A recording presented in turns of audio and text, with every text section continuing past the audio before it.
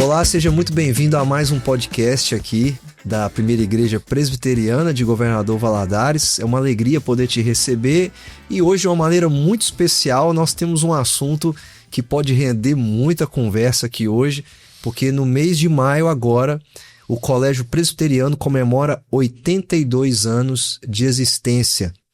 E eu queria muito falar sobre isso, porque eu acredito que tem muita história sobre o colégio.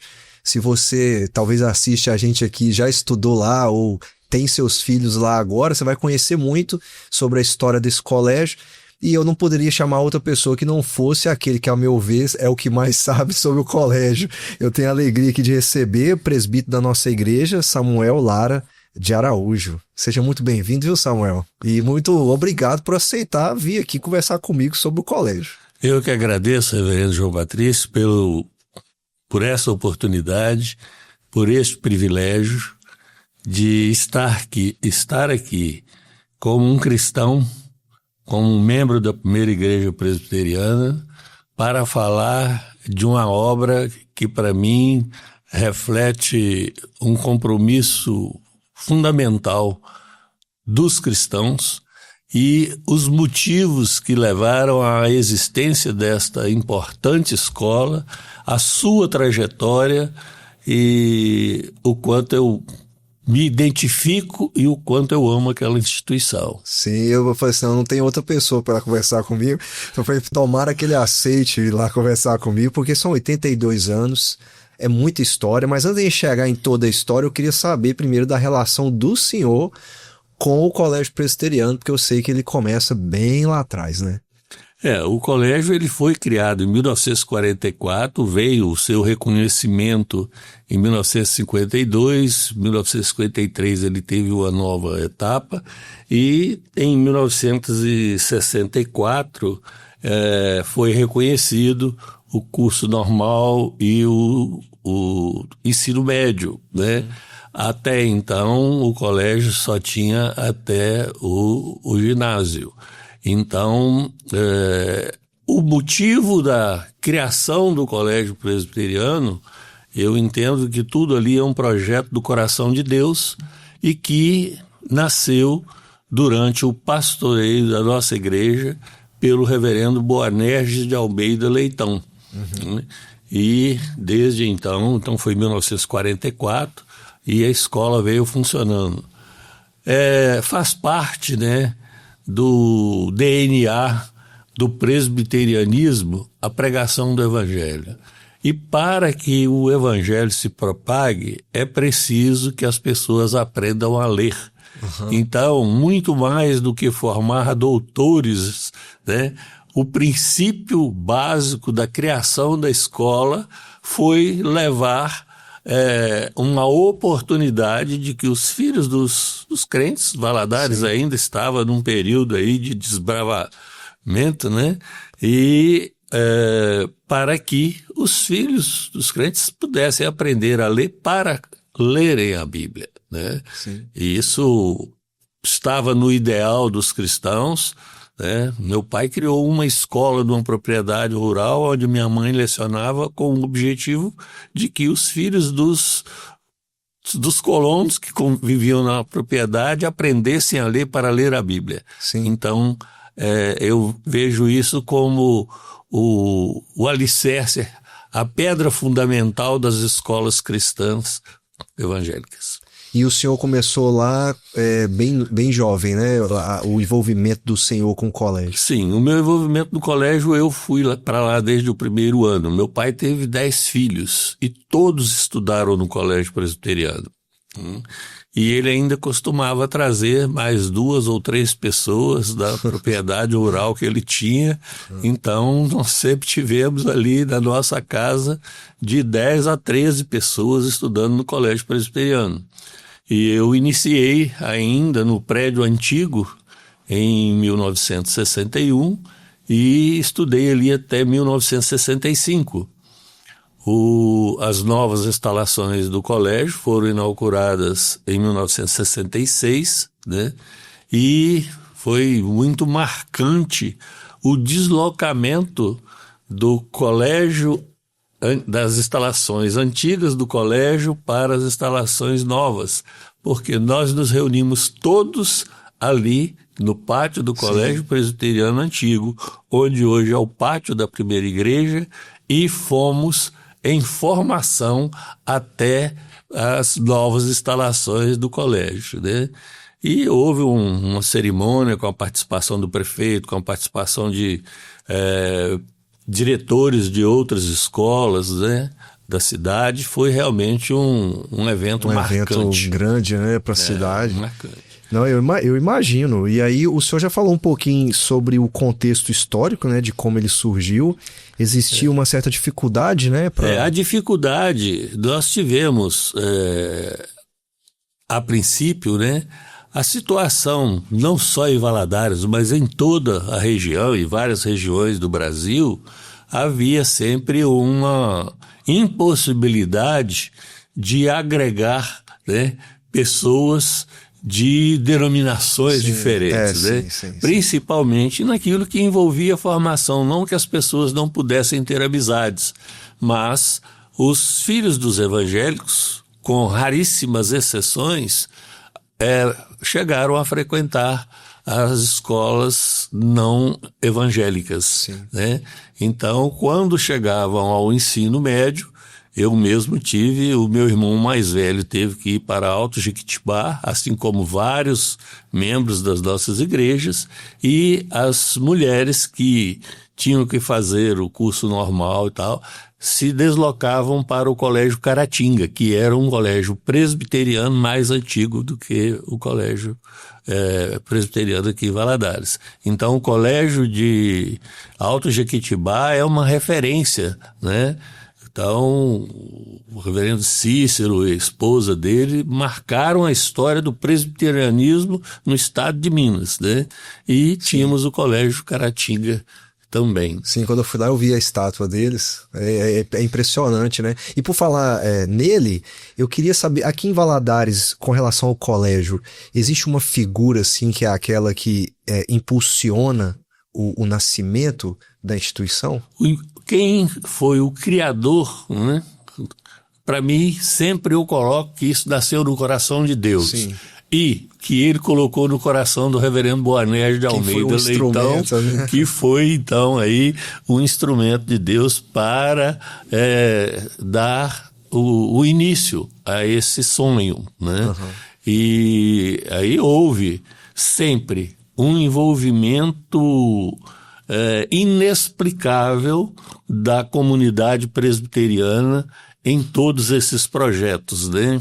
E a primeira igreja iniciou vários projetos sociais e o colégio foi o primeiro deles. E foi assim, então, com o projeto apresentado pelo reverendo Boanerges, mas que foi abraçado pela igreja. É isso que eu até perguntar, né? Como é que foi o papel da igreja na fundação e o envolvimento dela, né? Ali no início, a primeira igreja é mais antiga que Valadares, vai fazer 110 anos o ano que vem. A gente está numa cidade que completou 88 anos. E como é que foi o envolvimento e qual o papel da igreja na fundação do Colégio Presbiteriano? Completo. Tudo nasceu pelo projeto da igreja, tudo iniciou com pessoas que inclusive lecionaram no Colégio Presbiteriano e pessoas que nós perdemos do nosso meio recentemente. Dona Celice foi uma das primeiras professoras, Dona Eutélia Cabral, carinhosamente chamada de Dona Telica, morreu há pouco tempo, a Dona Ideir Santos foi também das primeiras professoras. Então, as primeiras professoras do Colégio Presbiteriano foram ali do colégio. Uma das primeiras diretoras do Colégio Presbiteriano, em 1951, foi a dona Valdice Dantas, né? Uma pessoa também que se tornou uma referência em educação em Governador Valadares. Olha só. Né? Então, assim, sempre foi ali dentro, né? Várias das professoras, né? Várias das minhas professoras no ainda no colégio antigo, no curso primário, eram da nossa igreja, né? Uma delas está viva ainda até hoje, a minha professora do 2º ano primário está viva, que é a professora Lígia Barbosa. Olha. Né? Então, está viva, com uma voz maravilhosa, né? Ela é cantora. Então, o colégio sempre teve isso. Na direção, nós tivemos sempre pessoas muito ligadas à igreja, né? Foi o reverendo Ananias, depois veio o doutor Noé Machado, que depois veio o doutor Eider, reverendo Silas Crespo, reverendo Miguel Orlando de Freitas, reverendo Aurélio Dias Simões. Então, sempre pessoas muito ligadas ao conselho. Dos primórdios, né, o conselho da igreja sempre nomeava 3 presbíteros para serem ali aqueles que estariam supervisionando o trabalho feito pelo diretor nomeado. Né? Então, sempre foi assim. Com o correr do tempo, numa das administrações, num dos pastoreios do reverendo Adão Carlos do Nascimento, entendeu-se por bem criar um conselho administrativo para o colégio, que seria composto inicialmente por 4 pessoas, indicadas pelo conselho do colégio, pelo conselho da igreja, mas que faziam parte da liderança da igreja. Né? E isso foi até 1990, e em 1990 resolveram passar para 5 membros, e foi onde eu saí de trás da malhada e fui me envolver na educação. Então, a minha primeira participação, exceto como aluno, onde eu estudei no colégio por 9 anos, foi como membro do Conselho Administrativo do colégio por 3 anos. E é bom falar de trás da malhada, porque o Samuel é veterinário, né? E aí a gente tá conversando até aqui, né? Como é que por que um veterinário resolve se envolver com educação? É claro que um veterinário vai ensinar também, né? O senhor estudou veterinária, poderia ensinar veterinária, mas o que levou o senhor falou que ama a profissão, né, de veterinário. Eu até brinquei que eu sonhei uma vez, até que eu descobri que não era só mexer com cachorro, né? Tem outras coisas mais. O que levou o senhor, apesar da profissão que tinha, se envolver tanto com a área da educação? Você usou bem a expressão, o que me levou. Eu não fui, eu fui levado. Foi levado, né? Foi Deus que me levou. Isso aí. Certo? Eu era veterinário, eu não tenho nada a reclamar, eu era um apaixonado pela profissão, eu fui um profissional que me dei bem na profissão, mas por circunstâncias eu fui inserido no conselho administrativo do colégio. Então eu fiquei ali por 3 anos e muito me ajudou disciplinas que eu tive na minha formação como veterinário, né? Então, várias disciplinas, como administração, como gestão de pessoas, como estatística, trabalhar com incertezas, né? Então você nunca faz um plano só, você tem que fazer um plano como sendo a melhor opção, mas caso ela não tem a possibilidade de concretizar, você já tem que ter as alternativas para escolher o melhor caminho para contornar. Então, eu continuei exercendo a profissão, né, mesmo estando no conselho administrativo. Depois de 3 anos, por algumas razões, foi necessário uma mudança na direção do colégio. E o conselho administrativo assumiu a direção do colégio. Uma situação idêntica à que o colégio vive hoje. Então, na época, nós éramos 5 pessoas, doutor Ademar Monte Alto, doutor Jairo Ribeiro, o senhor Ofi Ribeiro, dona Delza Helena, que era diretora do Polivalente, Dr. Jairo era o chefe geral da Senibra, e eu entrei ali também. Então, depois de 3 anos, em 1993, o conselho teve que assumir o colégio em fevereiro. E em maio, todos tinham suas atividades, e nós compreendemos que alguém precisava assumir.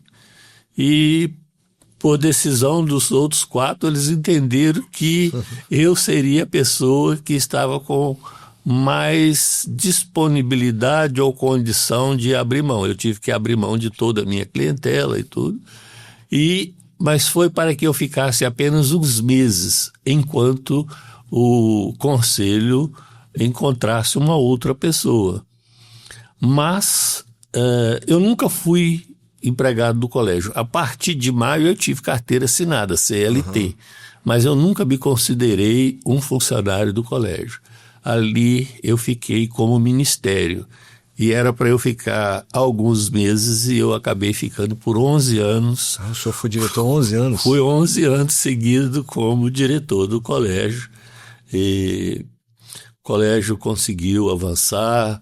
Neste período o colégio teve um reconhecimento nacional entre 900 e tantas escolas que participavam do mesmo sistema de ensino que o colégio adotou como material.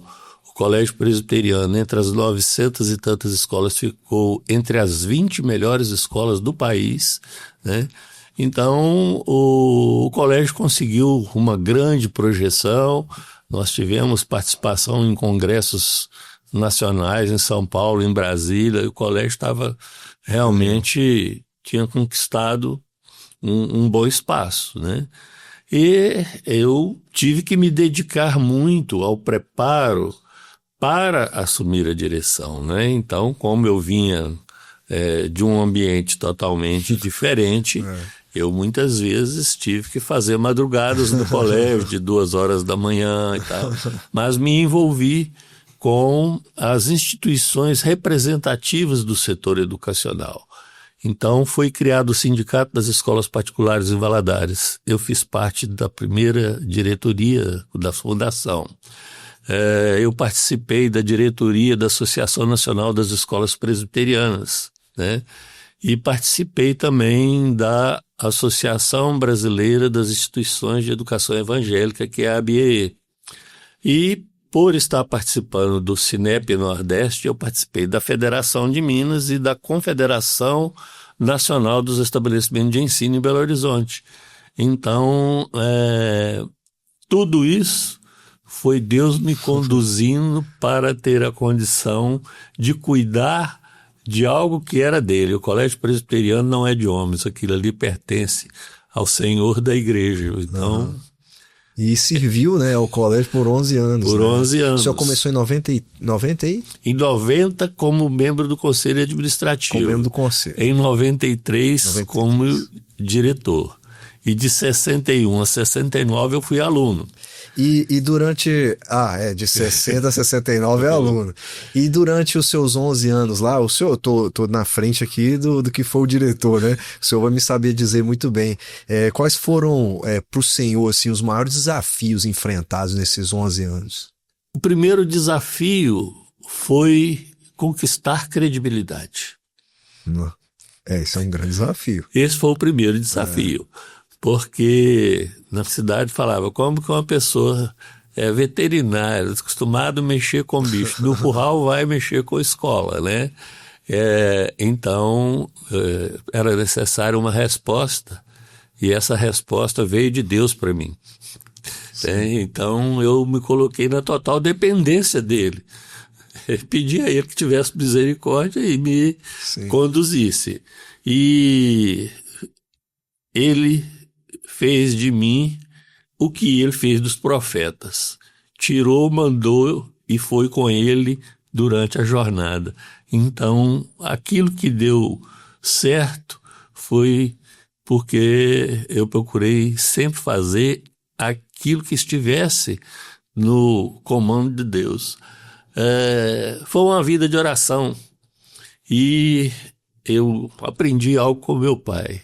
Tudo que você tiver de fazer na igreja do Senhor, tudo que você tiver fazendo, coloque pessoas ao seu lado, comprometidas, que orem.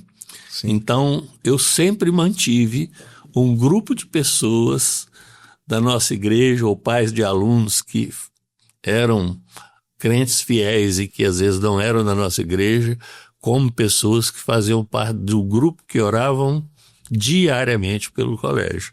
Então, tudo que foi certo ali é fruto dessa oração. Nada da minha pessoa, Sim. tudo do que Deus proporcionou a minha condição de fazer para Ele. E durante o seu período lá, foi nesse período que eu lembro do senhor me contar alguma coisa a respeito da quadra. Foi nesse período que vocês conseguiram fazer aquele ginásio, né? Exatamente. A escola estava numa situação muito, muito difícil, com sua estrutura física. Uma dificuldade muito grande que encontrei no início foi principalmente de professores, coordenadores, de aceitarem o comando de alguém que não era da área, né? E felizmente eu consegui conquistar a confiança de todos. Mas nesse período nós fizemos uma grande melhoria nos espaços da escola, com um melhoramento nas salas, a instituição de lousas digitais, começamos a colocar sistema de refrigeração nas salas, mas foi assim um grande marco a construção do ginásio coberto. Nós tínhamos ali uma quadra apenas com um lado de arquibancada, e quando foi para fazer a construção do que hoje existe, com a arquibancada em forma de U em torno de todos, Sim. Aí nós tivemos um projeto que foi feito pelo Dr. Alberto Quatrim, né, que era um engenheiro estrutural muito competente, mas inclusive as arquibancadas antigas nós tivemos que trabalhar no lote do vizinho para fazer um reforço para que suportasse a estrutura. Então, a inauguração daquela quadra foi um marco. Também toda aquela área que nós temos calçado de estacionamento, Sim. ali não era calçado. Ali, quando chovia, ficava ali com quase meio metro de água. Era muito complicado. A segunda quadra já foi construída no período após a minha saída, né, da minha primeira gestão, porque Sim. Vamos chegar a um ponto em que eu tive um segundo período de gestão. Então, aí nós procuramos resgatar, né? Nós resgatamos a nossa biblioteca. A nossa biblioteca, ela estava abandonada, mas ela tinha inclusive o nome de uma professora que foi referência como professora de português da escola. Ainda no meu tempo, eu não cheguei a ser aluno dela, mas as minhas irmãs foram aluno dela, que foi a dona Jupira, que era a esposa do Dr. Altair de Paula Lima. Então, a sala tinha o nome da dona Jupira. Fizemos uma reforma e uma adequação da sala dos professores, e nada mais justo do que homenagear uma das primeiras professoras, e que foi professora por muitos anos, inclusive foi minha professora do período de ginásio. Pusemos o nome da dona Ideir, né, Santos, e a dona Valdice, que eu citei como uma das primeiras Sim. diretoras, foi colocado o nome dela na sala de coordenação e direção. O nosso auditório não foi por mim, foi desde a inauguração. O nosso auditório recebeu o nome do meu pai, Cristiano Pereira de Araújo, pelo envolvimento dele na construção das novas instalações do colégio.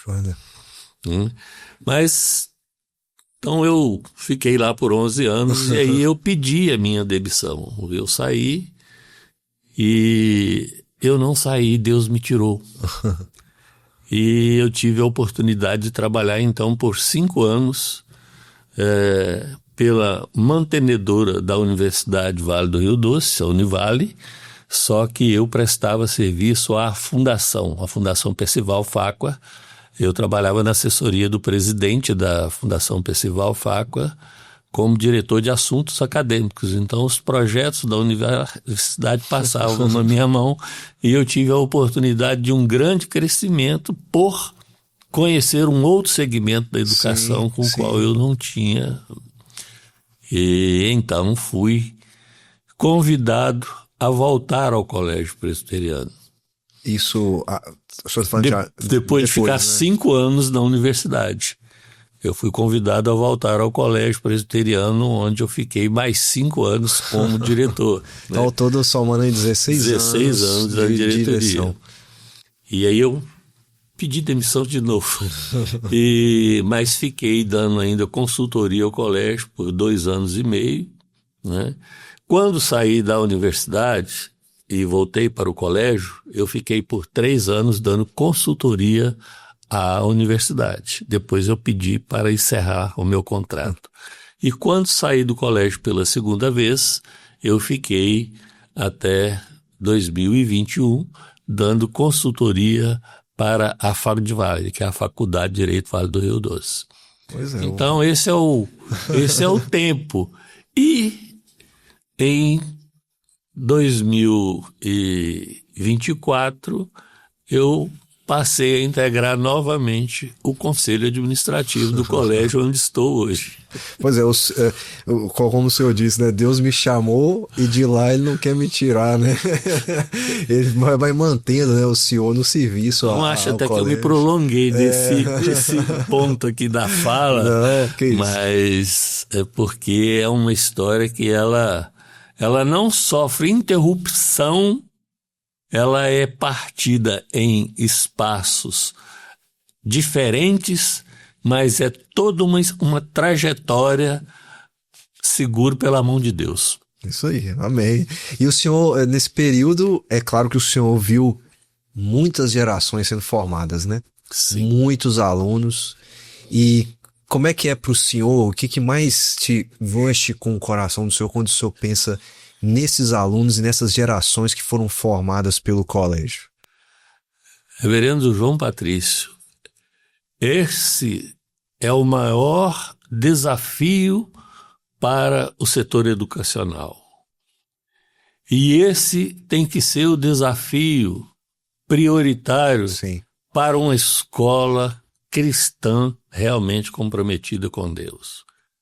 Porque família é algo que para nós está no primeiro plano do projeto de Deus. Tão pessoal, é preciosíssimo isso. E as famílias enfrentam problemas. E os filhos, quer dizer, quando qualquer lugar que o senhor leva o seu filho e deixa e se afasta, o senhor tem que fazer isso com confiança de onde o senhor deixou. Sim. Então a escola tem que desfrutar de uma confiança muito grande da família. E nesse contexto eu entendo que a escola é uma extensão do lar, é uma extensão da família. Agora eu sempre falo para as famílias. Para mim tem um tripé que é fundamental, que é a igreja, a família e a escola. Sim. Então, a igreja não vai resolver o problema que a família tem que resolver. A escola não vai resolver o problema que a família e que a igreja tem que resolver. Então, esse tripé, quanto mais convergido para o mesmo ponto, certo?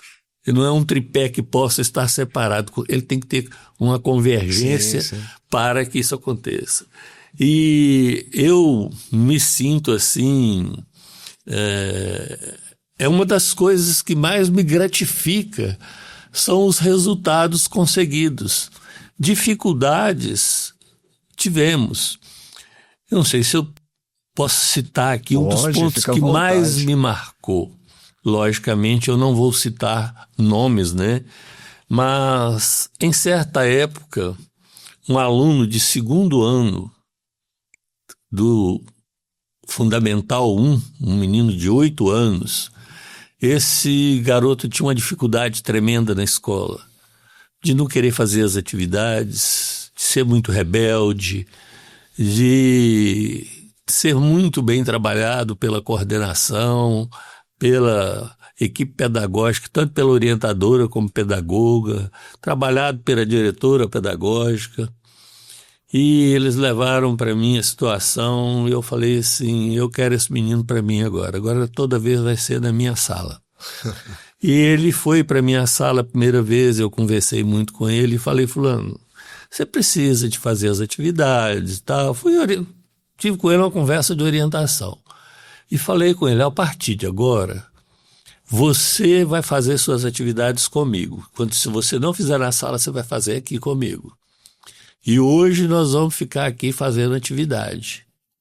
E aconteceu uma situação muito preocupante, que quando bateu o sinal encerrando as aulas, que ele ouviu aquele burburinho da saída, ele começou a chorar e começou a gritar dentro da sala de uma forma que me preocupou, que quem tivesse de fora podia achar sim. que eu estaria até agredindo a ele. Aí eu falei, fulano, não, pode ficar calmo. Não, mas é por causa da van. Eu falei, não, eu vou te levar na sua casa. E ele ficou lá comigo até ali pelas 7 horas da noite, a gente fazendo atividade. E eu liguei para a família, avisando, depois fui levá-lo em casa. E falei com a mãe dele que sempre ele estaria, se não fizesse atividade, eu estaria fazendo atividade com ele. E depois de um tempo o pai dele falou com a mãe que estaria levando ele para uma consulta com um neurologista no estado do Espírito Santo. Só que ele saiu de casa com a criança, passou na casa de uma amante que estava grávida de 9 meses e foi com a criança para Guarapari. Não. Então, diante de uma situação dessa, como que nós vamos querer que uma criança tenha um equilíbrio? Sim. E ele ficou na escola e por várias vezes ele ficou comigo lá até mais tarde. Depois ele saiu da escola.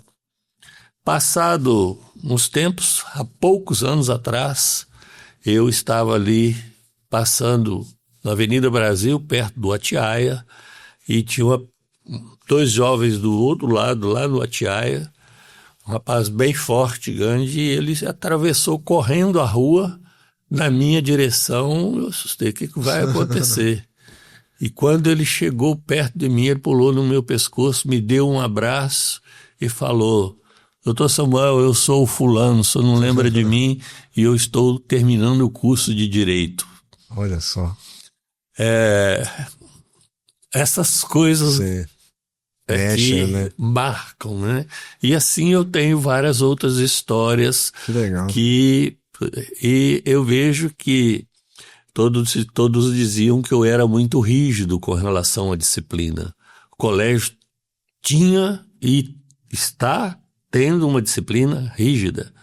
Mas o seguinte, a escola não é uma escola disciplinadora. A escola, ela é uma escola orientadora para uma formação de pessoas que compreendam o que é respeito.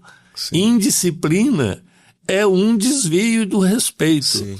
Então, embora me caracterizem como alguém muito afeito à disciplina, na verdade, o que eu gosto é de respeito. Muito bom. E deve ser impressionante você encontrar uma pessoa assim e pensar, poxa, todo aquele trabalho até tarde, fazendo aquelas atividades, rendem muito, né? E tem um valor muito grande. E quase que você olha para todo o tempo como diretor e fala assim, valeu a pena, né? Só aquele, se eu olhar só para aquele ali, pastor, já teria valido a pena. E o importante é que eu não fiz para ele. Sim, eu fiz para Deus. Sim. Aí a gente faz direito, né? A gente faz. Tudo que fizer eu faço para o Senhor, né? Então, quer dizer, tudo que eu fiz do colégio, eu fiz como servo. Então, assim, agora, para mim, uma das maiores gratificações é uma situação. Eu jamais esperava até mesmo encontrar com ele. Sim. Né? E encontro com ele numa situação dessa que realmente encheu meu coração, e eu guardo isso no fundo do coração. Não, é marcante, sim. Isso, o senhor deve ter visto várias gerações e deve ter uma quantidade grande de histórias com alunos, né? Muitas. Porque eu imagino, porque é muito menino estudando. E tem uma situação, acho que essa que depois foi o caso, só corte. Mas certa feita chegou um pai da escola e ele me pedindo uma bolsa de estudo para a filha dele, que estava saindo do 7º ano da escola pública. E ele me disse o seguinte: eu estou querendo uma bolsa para minha filha aqui. E eu perguntei: por que o senhor escolheu essa escola? E ele falou assim: olha, eu não tenho condição de pagar a escola. Se o senhor olhar a minha família, eu tenho pessoas na família que têm filhos estudando em escolas importantes. Mas eu não tenho condição de pagar. Eu sou motorista da Valadarense. E no horário que eu não estou trabalhando no ônibus, eu estou na casa da minha sogra fazendo tábuas de passar roupa para inteirar a minha receita. E eu falei assim: mas e o porquê que o senhor escolheu essa escola? Ele falou assim: pelo que eu vejo. Eu falei: pelo que o senhor vê como? Ele falou: não, porque eu sou motorista de ônibus.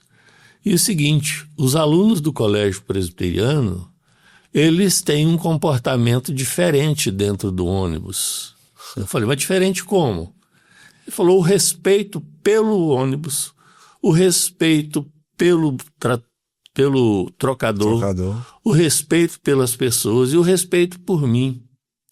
E eu disse a eles: provavelmente é porque eles sabem que fora do colégio presbiteriano, com a camisa, com o uniforme do colégio, lá fora eles são colégio presbiteriano. E se eles fizerem alguma coisa de errado, eles estão manchando o nome da escola. Sim. E aí veio a grande surpresa para mim, que no momento me deixou bastante emocionado mesmo, porque ele me disse, e eu disse assim, talvez, aí ele falou: não, mas mesmo no contraturno você faz a diferença, e eles não estão uniformizados. Aí eu falei assim: mas por quê? Ele falou assim: você consegue separar os alunos do colégio presbiteriano de todas as outras pessoas. Sim. Que estão dentro do ônibus. Então, quer dizer, os alunos recebiam uma formação dentro da escola que reflete na sociedade. Sim. Sim. Isso, para mim, é o maior atestado que uma instituição de ensino pode ter. Isso. Não, isso realmente é melhor, é muito mais do que só o colégio em si, são as pessoas, né? E a maneira como elas são formadas. E hoje o senhor continua lá. Hoje eu estou lá como um dos membros do Conselho de Administração, né? E por ter um pouco mais de disponibilidade do que os outros 5, nós hoje somos 5 membros, todos pessoas que têm experiência e que têm ligação com os valores cristãos, porque nossa escola, ela é uma escola confessional de fé reformada. Sim. Desde a sua criação, o fundamento da nossa escola é ser uma escola presbiteriana, portanto, uma escola de fé reformada. Sim. Né? E hoje nós temos um conselho administrativo por 5 membros, composto pelo reverendo Keller, né, que é um dos pastores da nossa igreja. Sim. O presbítero João Batista, que é também um dos presbíteros do conselho da nossa igreja, eu, que sou também um dos presbíteros da nossa igreja, a Marisa Pacheco, que é membro da nossa igreja, uma pessoa com muita experiência, trabalhou na universidade por muito tempo, e a presidente do nosso conselho, que é a professora Cláudia Ster, que é também uma coordenadora geral lá dos cursos da universidade, e, portanto, e que foi professora, foi coordenadora do Colégio Presbiteriano. Ela tem uma longa trajetória no Colégio Também, Presbiteriano. né? E como é que vocês enxergam hoje, assim, depois de 82 anos, qual que é a visão que hoje vocês têm do colégio, assim, no que ele está vivendo no presente? O colégio vive no presente o compromisso e o ajustamento para fortalecimento dos seus princípios e valores. Esse é o motivo, inclusive porque o conselho está à frente até nós designarmos o superintendente, né? Mas hoje, falando assim, aí eu falo para toda a comunidade educacional da nossa cidade. Eu, no Cinep, represento o Nordeste de Minas, né, como presidente do Cinep. Nós temos 184 cidades na base que eu represento. Então, de Nova Era até Aimorés, de Caratinga até a divisa da Bahia, 184 cidades são acompanhadas pela instituição que eu dirijo. E eu participo da federação em Belo Horizonte e da Conferem. A Conferem são 45 mil instituições de ensino e que envolve todos os segmentos educacionais do Brasil, né? Do infantil da creche ao doutorado. Então, existe um grande desafio hoje para o setor educacional e muitos deles trazidos por legislação. E nós estamos vivendo um momento de insegurança jurídica, de algumas legislações que vão trazer grandes dificuldades para as escolas. Esse é, inclusive, um dos motivos pelos quais nós, porque são vários, mantendo o conselho à frente para que nós possamos criar uma sustentação, uma base para aquele que vier a assumir sozinho, apenas prestando relatórios ao Conselho, para minimizar e tentarmos encontrar alternativas para esses desafios que estão vindo. Hoje, nós estamos vivendo uma situação muito complexa de vários aspectos que são exclusivamente da área da saúde, que estão sendo transferidos para o setor educacional. Nós temos situações que estão muito mais dentro do que estão exclusivamente da questão social, da questão assistencial, que estão sendo transferidos para o setor educacional. E sem nenhum aporte de verba e sabendo que a população está vivendo momentos de muita restrição e de capacidade de absorver custos. Se a escola tem que absorver custos, ela tem que inserir isso nas suas planilhas de custo. Sim. Por outro lado, se ela vai transferir isso para os pais, e a escola entende que o pai não aguenta mais sacrifício. Né? Então esse talvez hoje seja um dos maiores desafios de todos os gestores educacionais. Né? Então, para que você mantenha, né, a qualidade, o colégio tem investido em capacitação profissional, tem investido em tecnologia. Nosso parque de tecnologia, o colégio sempre foi pioneiro na tecnologia, foi a primeira escola a colocar lousa, foi a primeira escola a colocar microscópio com projeção em tela maior para que todos os alunos pudessem. Então, o colégio tem andado na vanguarda sempre, mas o desafio hoje é muito grande e ainda temos um grande problema para a educação no Brasil. Nós não temos formação de professores para atender uma educação de qualidade. Sim. A escola que tem bons professores os tem porque conservou aqueles que ainda tiveram uma boa formação ou porque são pessoas que buscam um aprimoramento e também porque são pessoas nas quais as escolas têm investido. Sim. Se não fosse isso, o caos seria completo. Já estaria... É terrível, né? E agora, ô Samuel, para eu poder fazer minha última pergunta para o senhor aqui. Tá, tem todos esses desafios, a história do passado, o hoje, né, o presente. E o senhor se importa de falar a idade? Quantos anos o senhor tem? 72 anos. 72 anos. Eu tenho 72 anos, tem gente que não gosta morando na casa que eu nasci. Na mesma então casa eu sou bem valadarense. É isso aí, na rua mais antiga de Na Governador rua mais Valadares. antiga de Valadares. O senhor hoje com 72 anos, olhando para frente assim, sabendo dessas lutas, desses desafios, o que o senhor assim mais sonha para a vida do colégio, por causa de todo o seu envolvimento, de todos esses anos, a sua dedicação, né, e a história por trás de todo ele, o que o senhor imagina, até porque a gente não fica aqui para sempre, né? O que o senhor sonha para o futuro do Colégio Presbiteriano?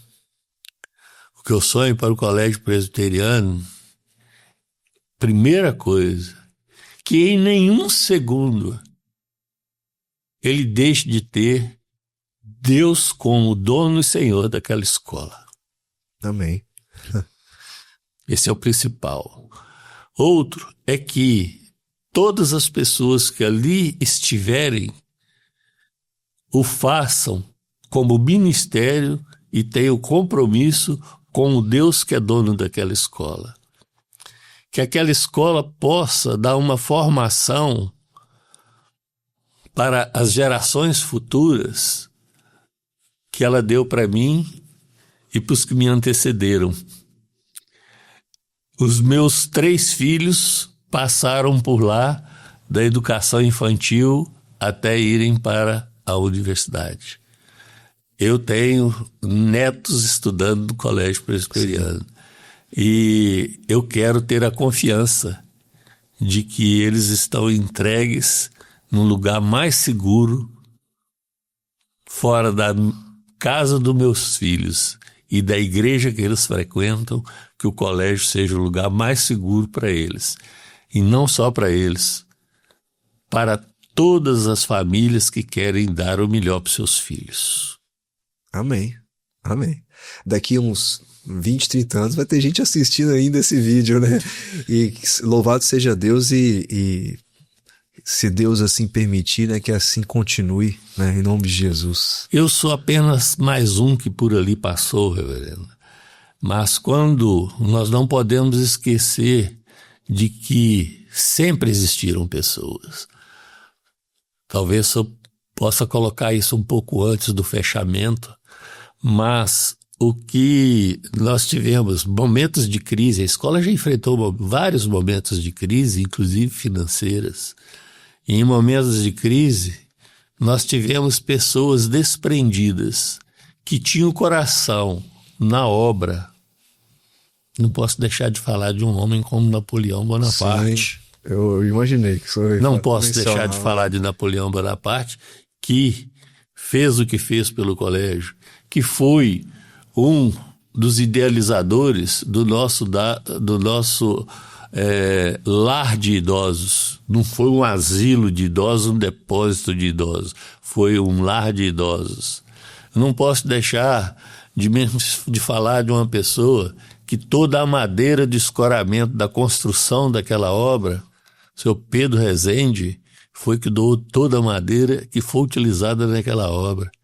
E que um homem simples, presbítero da igreja, foi o carreiro que foi tirar a madeira com os bois de dentro da mata.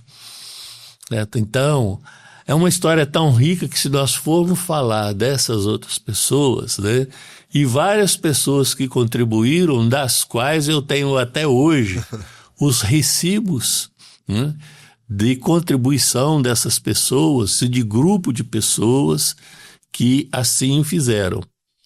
E meu pai foi um dos coordenadores desse processo, com um grupo de oração e com pessoas que se entregaram à obra. Não fez nada sozinho. foi muita gente participando. Então aquela escola ali, aquilo ali é uma obra de Deus feita por vários homens de Deus que tinham a sua ligação muito estreita com a primeira igreja presbiteriana de Governador Valadares, fundadora do Colégio Presbiteriano. Amém. E como o senhor falou, é muita história, e a gente nem mencionou aqui a questão do papel do presbiteriano no esporte, né? Que a gente estava comentando aqui antes, porque tem muita história no esporte também. Né? Muita história no esporte, né? Colégio trazia os times vencedores de vôlei do Rio de Janeiro, que era o centro esportivo do país, né? Tijuca Tênis Clube foi campeão um ano, veio ao Colégio Presbiteriano e perdeu para o time do Colégio Presbiteriano. No ano seguinte, o Fluminense foi o campeão de vôlei feminino, veio e ganhou suadamente do Colégio Presbiteriano, né? E tinha um time fantástico, e com a condução disso por um presbítero em disponibilidade da nossa igreja, o doutor Paulo Márcio Cabral. Ele está ativo ali até hoje. Ativo aí. Ele que era o técnico? Ele era o técnico. Ele já me contou muita história desse time de vôlei, o tanto que ele gostava, né? E pessoas muito habilidosas, né? E no futebol de salão também o colégio era um expoente. Hoje eu fui com meu filho, né? Eles fizeram um amistoso há uns 2 sábados atrás, meu filho tá jogando lá. E é muito interessante ver os pais se envolvendo, né? A torcida, e a vitória dos meninos é a vitória nossa também, né? Mas tem essa...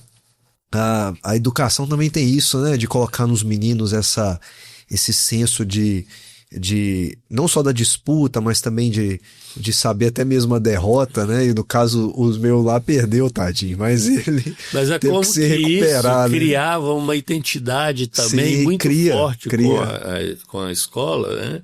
E hoje nós ainda temos 2 ex-jogadores do famoso time do colégio na nossa igreja.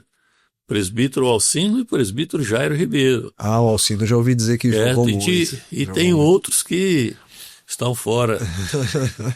Ou seja, tem muita história. Tem muita história, beleza. Fora que ainda a gente tem até a história do seu próprio pai aqui, que já é também muito extensa também. Ali na história dele aí envolve várias outras coisas além do colégio, envolve São Miguel, envolve acampamento da igreja, colégio presbiteriano, as 15 congregações que a nossa igreja plantou, né? Implantou.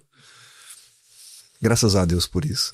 Ô Samuel, que muito obrigado por você ter aceitado mais uma vez. Eu já te agradeci, vou agradecer de novo por ter aceitado. Eu imaginei assim, é ele que vai ter que me contar sobre o colégio, e que Deus abençoe o Colégio Presbiteriano nos seus 82 anos de vida, e que Deus conceda a ele outros 82 e outros 82 até quando Deus permitir. Então, muito obrigado ao senhor, que Deus abençoe muito a sua vida. Eu agradeço o convite e clamo para que Deus esteja sempre sustentando a escola e quem lá está. Amém. E você ficou com a gente até aqui, muito obrigado. Se você já estudou no colégio e está assistindo esse vídeo, escreve um comentário aqui, conta uma história talvez que você tenha com o Samuel. A gente vai ler lá os comentários e eu mostro para ele. Então, se você está assistindo a gente, é de outra cidade, passou pelo Colégio Presbiteriano no passado, deixa aqui o seu comentário. Se você só assistiu porque ficou curioso pelo assunto, deixa o seu gostei e compartilha esse vídeo com alguém que você acha que precisa ouvir essa conversa. Então, que Deus te abençoe, um grande abraço e até a próxima.